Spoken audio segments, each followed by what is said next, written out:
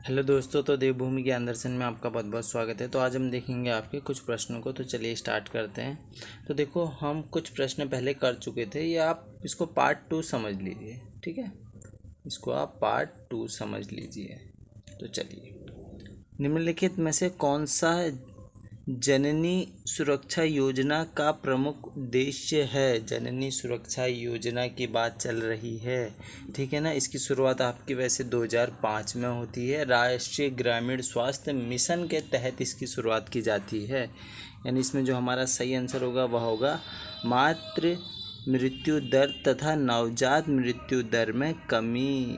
ठीक है, option number A ही इसमें हमारा सही है। अब बढ़ते हैं फिर आगे की ओर। अगला जो हमारा प्रश्न है वह है, नेताजी सुभाष चंद्र बोस द्वारा आज़ाद हिंद फौज के हिस्से के रूप में गठित महिला रेजिमेंट का नाम क्या था? तो महिला रेजिमेंट का नाम था आपका, वह था रानी झांसी रेजिमेंट। यानी ऑप्शन नंबर बी इसमें हमारा सही हो जाता है। जैसा कि आप सभी को पता है, आज़ाद हिंद फौज में ना आपकी 4 ब्रिगेड थी। आपने याद में रखना है, कभी कभार ब्रिगेड भी पूछ लेता है। एक तो आज़ाद ब्रिगेड हो गई, एक सुभाष ब्रिगेड, एक नेहरू ब्रिगेड, एक गांधी ब्रिगेड। ठीक है, तो 4 ब्रिगेड थी इसमें। अब बढ़ते हैं आगे की ओर। भारत प्राचीन काल के भारत पर आक्रमणों के संबंध में निम्नलिखित में से कौन सा एक सही कालक्रम अनुसार है? तो वह होगा आपका, आप सभी को पता है, वह होगा फिर पहले यूनानी आते हैं। ठीक है, क्या आते हैं भैया? यूनानी आते हैं, फिर शक आएंगे और फिर कुषाण आएंगे। यानी ऑप्शन नंबर बी इसमें हमारा सही हो जाता है। ऑप्शन नंबर बी सही है। आगे की ओर बढ़ते हैं। पंचायतों के समस्त चुनावों का संचालन करता है। पंचायतों की बात आई है, ठीक है। तो आप कहेंगे भैया वह क्या करेगा? पंचायत का चुनाव करेगा राज्य निर्वाचन आयोग। कौन करेगा? राज्य निर्वाचन आयोग। यानी ऑप्शन नंबर बी इसमें हमारा सही है। आगे की ओर, विश्व सामाजिक संरक्षण रिपोर्ट प्रकाशित की जाती है। विश्व सामाजिक संरक्षण रिपोर्ट कौन प्रकाशित करता है, यह आपसे पूछा गया है। तो वह जो भी प्रकाशित करेगा रिपोर्ट, वह करेगा भैया अंतर्राष्ट्रीय श्रम संगठन द्वारा। ठीक है, अब आप मेरे को कमेंट बॉक्स में बताएंगे ILO का मुख्यालय कहाँ है, यानी अंतर्राष्ट्रीय श्रम संगठन का मुख्यालय कहाँ है। ठीक है, लोकसभा की प्रथम महिला स्पीकर निम्न में से कौन है? लोकसभा की प्रथम महिला स्पीकर की बात आ रही है, तो आप कहेंगे इसमें हमारा सही आंसर हो जाता है मीरा कुमार जी। ठीक है, ये सन 2009 में बनी थी। चलिए फिर आगे की ओर बढ़ते हैं।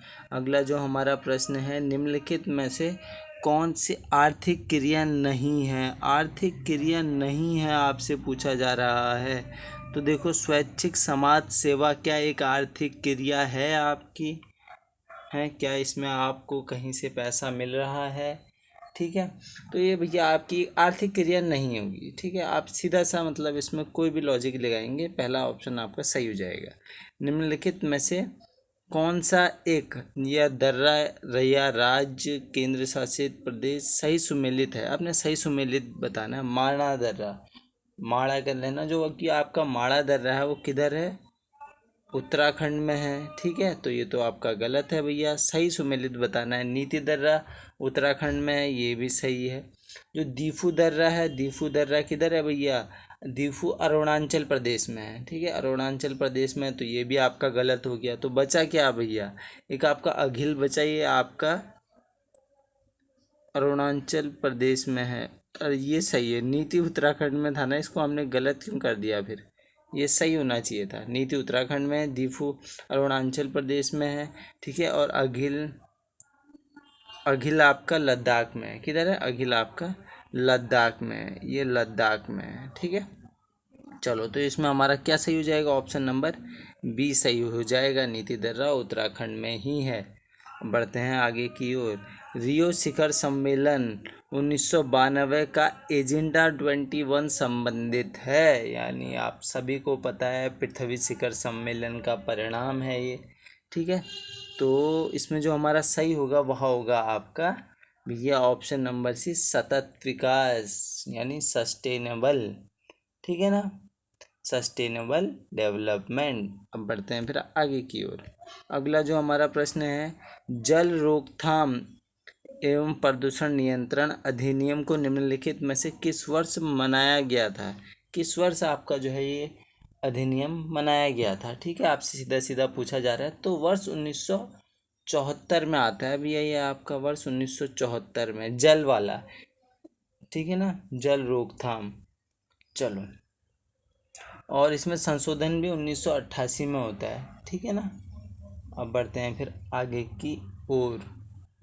फिर जो हमारा अगला प्रश्न है, निम्नलिखित में से कौन सा सही सुमेलित नहीं है? नहीं है पूछा गया है भैया, सही सुमेलित नहीं है, ठीक है। तो इसमें जो हमारा सही होगा ना, इल्तुतमिश रजिया के पिता थे। क्या ये सही है? हाँ, ये सही है भैया। गुलबदन बेगम, ये भी सही है, बाबर की पुत्री। हमीदा बानो बेगम, ये इसमें हमारा गलत हो जाएगा, यानी यही सही है, ठीक है। हमीदा जो बानो बेगम है वो अलाउद्दीन खिलजी की पत्नी नहीं थे, ठीक है, वो थे किसकी भैया? हुमायूं की। यहाँ पे हुमायूं कर लेना भैया, हुमायूं, ठीक है, हुमायूं की। चलिए आगे की ओर बढ़ते हैं। भारत में जनगणना का कार्य सर्वप्रथम कब किया गया था? तो भारत में जनगणना का जो कार्य था सर्वप्रथम कब किया गया था, यह आपसे पूछा जा रहा है। तो आप सभी को पता, अगर मैं बात करूं सर्वप्रथम की, तो देखो जो 1872 में ना लॉर्ड मेयो के टाइम में जनगणना होती है आपकी, ठीक है ना, जनगणना होती है 1872। तो इसका जो कार्य होगा वो 1871 में आपका प्रारंभ कर दिया गया, ठीक है। तो 1871 इसमें आप सही लगा सकते हो, ठीक है, बिल्कुल ही। तो आप सभी को पता है 1872 में जनगणना स्टार्ट हो जाती है आपकी, ठीक है। लॉर्ड मेयो के टाइम पे जनगणना का हमें पता लग जाता है। लेकिन अगर बात आएगी नियमित जनगणना की, तो वो 1881 में हुई थी, ठीक है, प्रारंभ, यानी जो 10 साल वाली जनगणना होती है। आगे की ओर, निम्नलिखित में से कौन सा देश संयुक्त राष्ट्र की सुरक्षा परिषद का स्थायी सदस्य नहीं है? नहीं है पूछा गया। आप सभी को पता है कि अगर मैं बात करूं, आपके 5 देश हैं, ठीक है, वो कौन कौन से हैं? यूएसए, रूस, फ्रांस, चीन और यूके। तो इसमें क्या ये जर्मनी सही है? नहीं है ना भैया, ठीक है। तो जर्मनी इसमें ऐसे सही हो जाएगा क्योंकि नहीं पूछा गया है। अगला प्रश्न, भारतीय संविधान के निम्नलिखित में से किस अनुच्छेद में धन विधेयक की परिभाषा दी गई है? धन विधेयक, ये अनुच्छेद आपने याद में रखना है, अनुच्छेद 110, ऑप्शन नंबर ए सही है, ठीक है। अगला प्रश्न, निम्नलिखित में से किस संविधान संशोधन के द्वारा अनुच्छेद 21A को भारतीय संविधान में जोड़ा गया? तो ये आपका जोड़ा गया था भैया 86वें संविधान संशोधन में, वर्ष था आपका 2002, ठीक है। तो ऑप्शन नंबर सी इसमें हमारा बिल्कुल ही सही हो जाता है, ठीक है। 6 से 14 वर्ष तक की निःशुल्क शिक्षा का प्रावधान भी है इसमें आपका, ठीक है, ये भी याद में रखना है।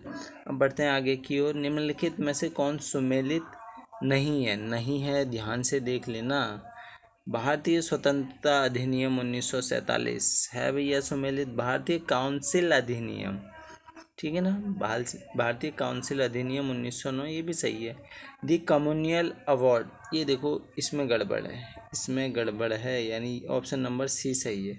जो आपका एक कम्युनल अवार्ड है, यानी जो सांप्रदायिक पुरस्कार था, वो 1932 में आता है, ना कि 1930 में। तो इसमें हमारा ऑप्शन नंबर सी सही हो जाएगा। अब बढ़ते हैं आगे की ओर। अगला प्रश्न, राष्ट्रीय महिला आयोग की पहली अध्यक्षता कौन थी? तो राष्ट्रीय महिला आयोग की जो स्थापना होती है वो 1992 में हो जाती है आपकी, और पहली जो आपकी महिला अध्यक्षता होती हैं वो होती हैं जयंती पटनायिका जी, ठीक है। तो ऑप्शन नंबर इसमें हमारा बी सही है। आगे की ओर, उत्तराखंड में EFIR की सेवा कब प्रारंभ की गई, आपसे ये पूछा जा रहा है। तो भैया उत्तराखंड में तो ये सेवा आपकी प्रारंभ होती है जुलाई वर्ष 2022 में, यानी ऑप्शन नंबर इसमें हमारा सही हो जाएगा डी। आगे की ओर, भारत की संविधान सभा का संवैधानिक सलाहकार कौन था? तो ये तो आप भैया ऐसे ही बता दोगे, वो थे BN राव जी, यानी ऑप्शन नंबर ए सही है। भारत के पहले रक्षा मंत्री कौन थे? पहले रक्षा मंत्री जी की बात हो रही है तो आप कहेंगे बलदेव सिंह जी थे, ऑप्शन नंबर बी सही है। आगे की ओर, अंतर्राष्ट्रीय आपराधिक न्यायालय में होते हैं। आपराधिक न्यायालय की बात आई है, ठीक है ना। कई लोग इसमें 15 भी लगा देंगे, ठीक है, कई लोग इसमें 15 भी लगा देंगे, लेकिन इसका जो आपका सही आंसर है वो 15 ना हो के क्या है भैया, आपराधिक न्यायालय, अंतर्राष्ट्रीय आपराधिक न्यायालय में 18 न्यायाधीश होते हैं।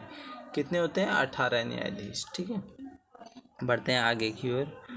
बाथुकम्मा किस राज्य का त्योहार है? जो बाथुकम्मा आपका त्योहार है वो आपका तेलंगाना में मनाया जाता है। किधर?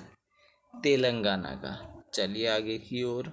इनमें से किसने 19वीं शताब्दी में हिंदू धर्म सभा की स्थापना की थी? तो किसने की थी भैया हिंदू धर्म सभा की स्थापना?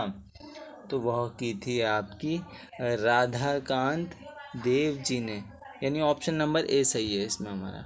अब बढ़ते हैं आगे की ओर। अगला प्रश्न है, इनमें से किसे पियोली एक्सप्रेस के नाम से जाना जाता है? तो पियोली एक्सप्रेस के नाम से जाना जाता है PT उषा जी को। किसे भैया? PT उषा जी को, ठीक है ना। पी से आप पियोली याद रख सकते हैं, पी से PT उषा जी याद रख सकते हैं, ऐसे आप कनेक्ट कर लेना।